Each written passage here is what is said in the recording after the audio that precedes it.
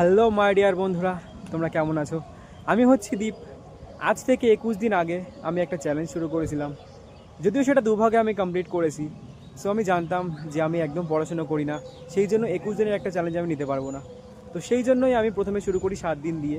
So 7 দিনে আমি নিজেকে অল্প অল্প করে কনসিস্টেন্ট করি এবং 7 দিনের প্রথম চ্যালেঞ্জটা আমি কমপ্লিট করি। সো তারপরে আমি যেটা নিয়েছিলাম সেটা হচ্ছে 14 দিনের চ্যালেঞ্জ। তো সেই 14 দিনও আমার আজকে কমপ্লিট হয়ে গেছে। সো এরপরে আমি আর একটা চ্যালেঞ্জ নিতে চলেছি, সেটা তোমরা অবশ্যই জানতে পারবে। সো তার আগে আমি বলি যে এই 21 দিনের চ্যালেঞ্জে আমি কী কী শিখেছি।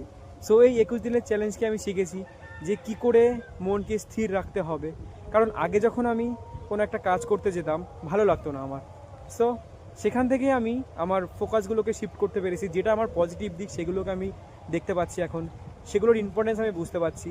যেরকম তোমাদের আমি বলি যে আগে ধরো আমি কোনো কিছু একটা করতে চাইছি, যে এটা অথবা আমি এটা করবো, এখন পড়বো অথবা আমি খেলতে যাব। সো তখন আমার মধ্যে কি যে একটু খেলে আসি তারপরে আমি পড়বো, কিন্তু যেটা অ্যাকচুয়ালি আমার প্রায়োরিটি হওয়া উচিত যে আমি এখন পড়তে বসবো, সেই জিনিসটা আমার মধ্যে তখন ছিল না। কিন্তু এখন আমি ডিসিশন নিতে পারি না, এখন আমাকে পড়তে হবে। সো সেরকম জিনিসই আমার মধ্যে অনেক কিছু আমি অ্যাডপ্ট করেছি, নতুন করে আমি শিখেছি। সো পরের চ্যালেঞ্জ আবার আসছে, সেই চ্যালেঞ্জে আমি নিজের বেস্ট দেওয়ার চেষ্টা করব। সো যারা যারা আমার চ্যানেলটা এখনও সাবস্ক্রাইব করোনি, চ্যানেলটা সাবস্ক্রাইব করে নেবে।